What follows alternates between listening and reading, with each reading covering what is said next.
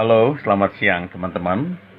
Ada satu pertanyaan yang menarik yang pernah saya dapatkan seperti ini. Pertanyaannya, mari kita simak dulu pertanyaannya.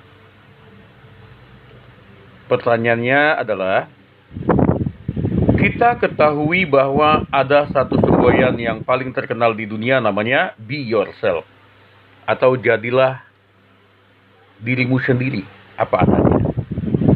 Dan ada kalanya orang menerima khotbah yang berkata, deny yourself, sangkal dirimu. Yang bertanya tentu menanyakan dengan maksud, kapan kita benar-benar boleh dan layak mengatakan dan melakukan be yourself, atau jadilah dirimu apa adanya, dan kapan pula kita seharusnya menjalankan deny yourself, sangkal dirimu dengan semestinya. Jawaban ini saya cari-cari ya, ternyata muncul terngiang-ngiang jawaban yang tertulis seperti ini oleh Raja Sulaiman, Raja Salomo, yang berkata, Tuhan menjadikan segala sesuatu indah pada waktunya. Ada waktunya ini, ada waktunya itu, ada waktunya sebagainya. Jadi termasuk kapan kita to be yourself atau be yourself, jadilah dirimu apa adanya, ada waktunya. Kapan kita deny yourself, sangkal dirimu yang dengan semestinya, juga ada waktunya, kawan. Nah, kalau gitu bagaimana pelaksanaannya, mengamalkannya gitu loh. Jadi kita kan maunya praktis, gak teoritis gitu ya. Kalau hanya teoritis, orang sudah jenuh dengan banyak informasi dan pengetahuan dan semboyan. Orang sudah jenuh dengan banyak kata-kata bijak, kata-kata motivasi, tetapi tidak semuanya tahu cara menjalankannya dengan praktis, karena semuanya teoritis. Tidak dijalankan, ya nggak ada gunanya juga ya guys. Yang berguna itu adalah apabila kita bisa menjalankan dan mengamalkan dan menjadikan ini sesuatu yang baik untuk dicontoh atau dilakukan. Oke, kita akan mulai dulu dengan contoh pelaksanaan be yourself atau jadilah dirimu apa adanya. Saya tidak mau menunjuk orang lain, kawan. Saya sendiri aja yang saya tunjuk. Misalnya, saya adalah orang yang harus menerima diri apa adanya, tatkala memang fisik saya seperti ini. Tuhan mengizinkan saya memiliki baik postur, baik bentuk tubuh, bentuk muka, bentuk rambut, dan segala sesuatu yang ada kelebihan dan ada kelemahan. Ada orang mancung, kita tidak mancung, terima diri apa adanya. Itu berarti be yourself. Ada orang bersuara seperti putri yang lembut, dan saya adalah orang bersuara agak keras, ya be yourself juga. Ya, terima dulu diri kita apa adanya. Ada orang bisa lincah seperti pemain sirkus, dan saya tidak bisa seperti itu, ya be yourself juga. Terima diri apa adanya. Tidak bisa memaksakan diri seperti orang lain.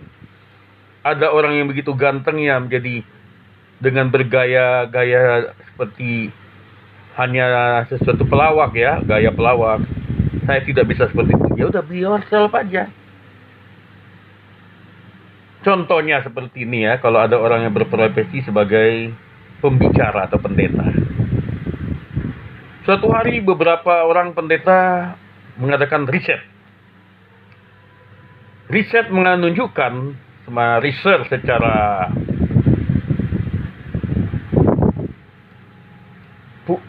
fungsional ya. Fungsional maksudnya bagaimana fungsi pembicara itu bisa enak didengar. Betapa kagetnya beberapa pembicara ketika mereka mensurvei beberapa jemaat. Ditemukan 65% lebih dari jemaat datang lebih suka kepada pendeta pembicara yang kalau khotbah katanya jangan terlalu fokus dengan agamawinya atau jangan terlalu fokus dengan materinya, tetapi biarlah fokus dengan penyampaian yang segar. Bila perlu banyak lawakannya, bila perlu bikin orang ketawa. Padahal tidak semua pendeta bisa melawak, tidak semua pendeta bisa bergaya seperti itu. Tentu mereka berunding, apakah kita harus menjadi seperti pengkhotbah yang lain yang terkenal dengan gayanya yang segar seperti pintar lelucon, semuanya harus dijadikan lelucon, sedangkan saya hanya bisa berbicara dengan seperti ini apa adanya. Akhirnya beberapa pembicara mengambil kesimpulan, kita harus be yourself. Kalau memang yang pintar guyon, ya silakan aja. Seperti misalnya, ya, ada yang bisa kayak pelawak, ya silakan aja, memang itu karunianya.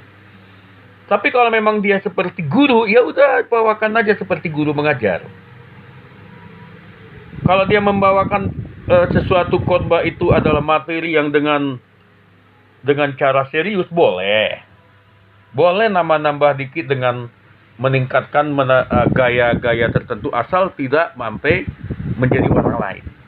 Saya pernah, Bapak, Ibu, Saudara, bertemu dan mendengarkan langsung pembicara yang bukan be yourself. Dia mungkin seorang ngefans sama pembicara tertentu. Saking ngefansnya, suaranya dia tiru sehingga dia tidak be yourself. Gaya tangan khotbah pun yang berputar-putar, nunjuk-nunjuk sana sini, ada yang begitu. Dia tidak be yourself. Dia ngefans sama pendeta yang suka gebrak-gebrak, begini. Akhirnya dia tidak be yourself. Nah, saya katakan mungkin orang bisa ketawa sebentar, tapi kalau begitu terus pasti lama-lama orang tahu juga. Dan saya tidak ingin seperti itu. Nah, pertanyaan berikutnya, bagaimana dan kapan kita deny yourself? Kapan kita menyangkal diri kita? Tentu indah pada waktunya. Bagaimana menjelaskan ini? Menjelaskan ini begini, kawan. Manusia itu terdiri dari ada fisik, ada jiwani, dan ada rohani. Secara fisik kita harus menerima be yourself, apa adanya. Yang kulit hitam harus bisa menerima, memang saya kulit hitam dilahirkan.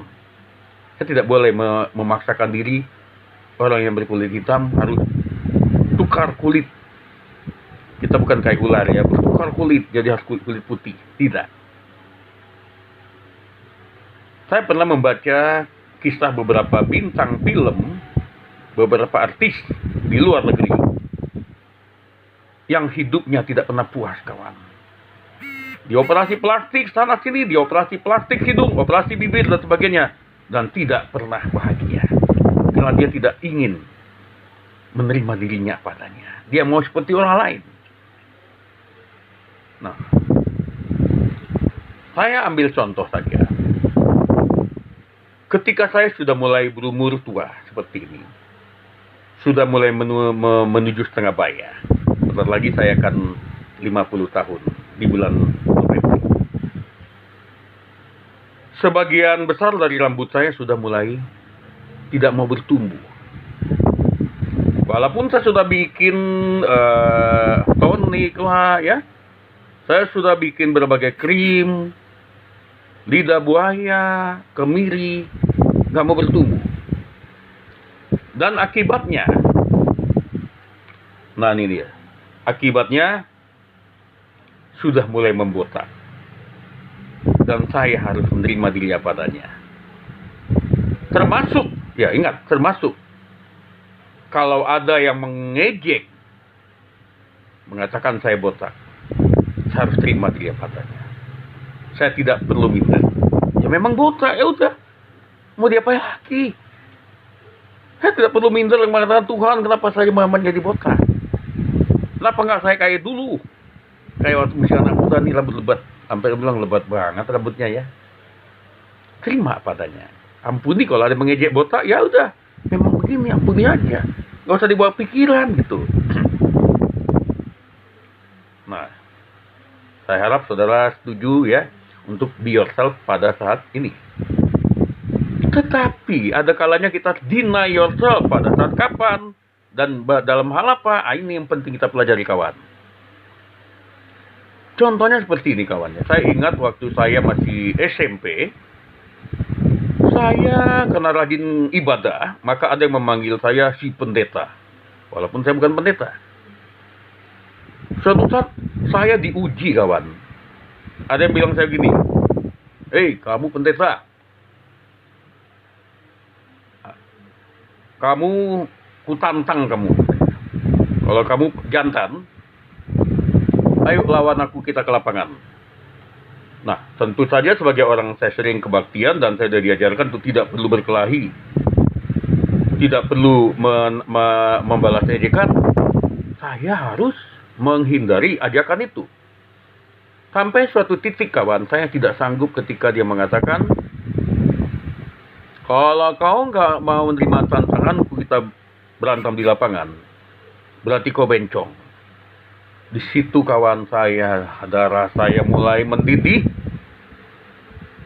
Saya ada pilihan adalah sebagai be yourself untuk teguh iman saya, atau saya harus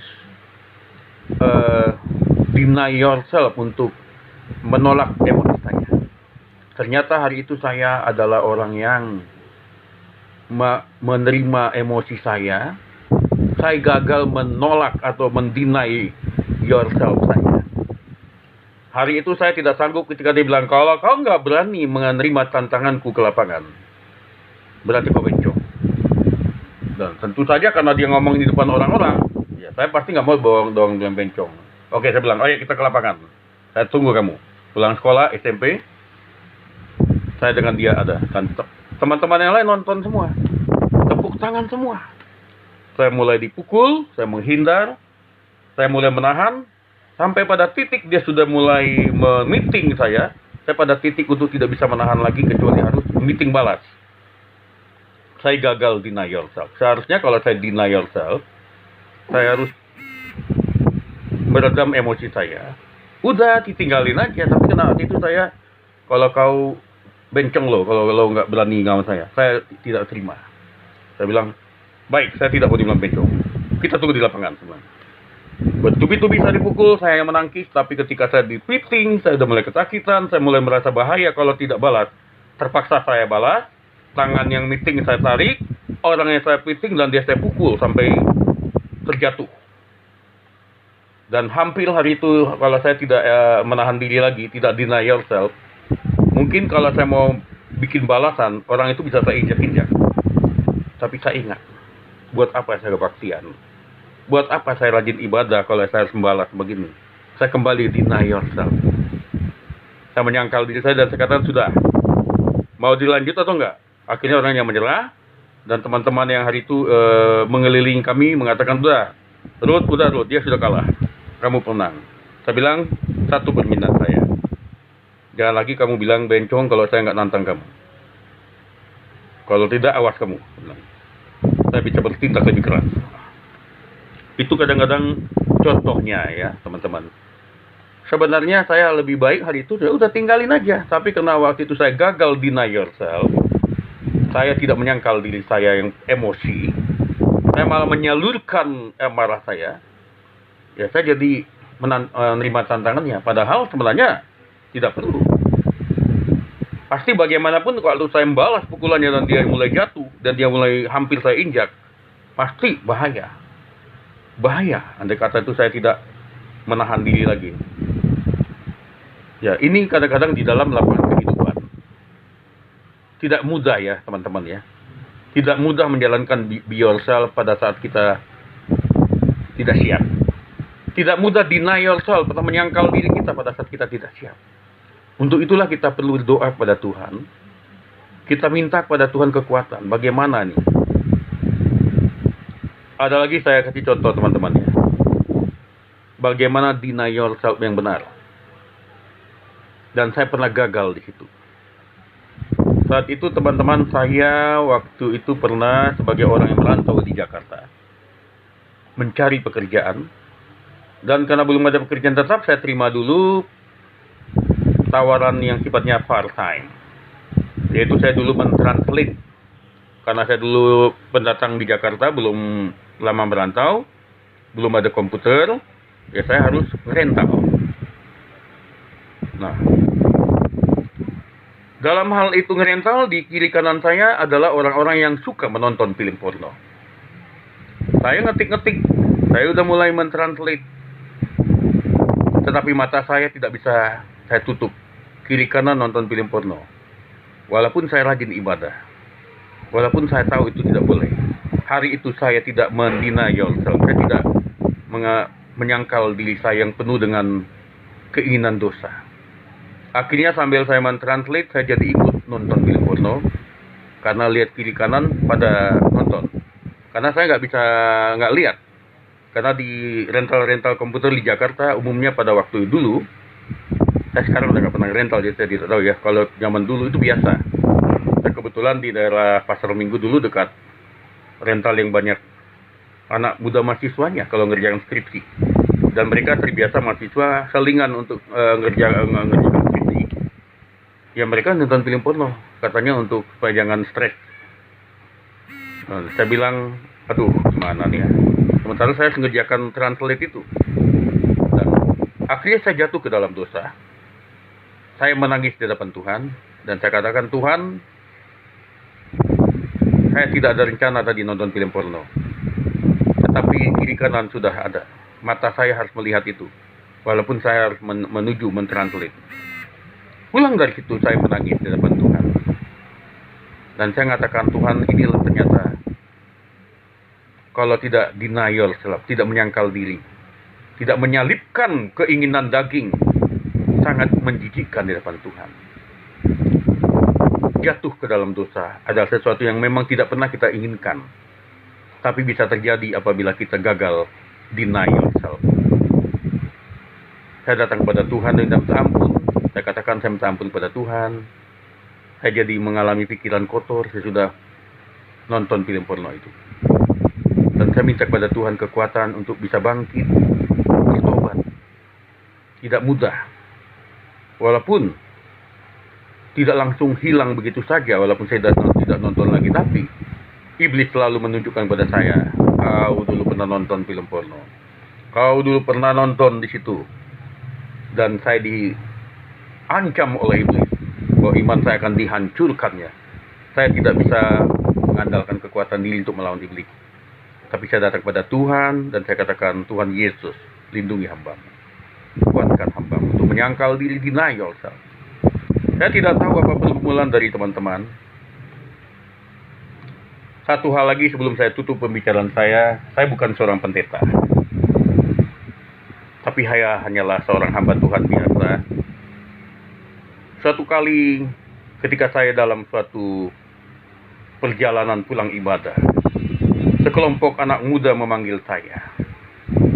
Salah satunya seorang preman berkata, Abang, ayo ke rumah saya. Saya bilang, ada apa? Mereka menunjukkan kepada saya situasi di rumah di mana mereka adalah orang yang bingung. Bingungnya kenapa sebenarnya? Mereka tidak pernah ingin narkoba. Mereka tidak ingin dosa. Tetapi mereka adalah orang yang tersesat.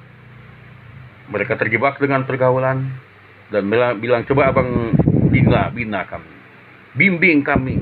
Akhirnya saya beberapa kali kunjungan dan saya bina mereka, saya doakan mereka, dan mereka saya ajak ibadah. Namun saya punya keterbatasan karena saya tidak bisa full time setiap kali mengunjungi mereka. Sementara orang yang mengajak mereka narkoba bisa setiap jam datang, setiap detik pun bisa bergantian. Sampai suatu kala mereka saya bilang, kalau mau ikut Tuhan kita harus deny yourself. Keinginan daging kita dan keinginan dosa kita harus kita lawan, harus kita matikan. Kalau tidak, kita tidak bisa masuk ke dalam kerajaan surga. Dan mereka akhirnya jujur, maaf bang, dunia kita berbeda. Saya tahu abang mengajarkan yang baik. Abang mengajar kita beribadah. Namun kehidupan kami yang bersama pemain-pemain tadi katanya macam pemakaian narkoba itu sulit dilepas. Dan akhirnya mereka mengambil keputusan untuk tetap tinggal dalam kelompoknya dan kita berpisah baik-baik. Dan di situ saya katakan saya sudah berusaha mendoakan, membimbing, dan melayani. Tetapi kalau kalian mengambil keputusan untuk belum mau deny yourself, ya saya hanya bisa mengebaskan kaki saja. Berarti saya pergi. Tetapi saya tetap mendoakan kalian. Saya tidak tahu mereka ada di mana sekarang karena sudah lama tidak ketemu. Mereka adalah anak-anak muda yang kehilangan jati diri.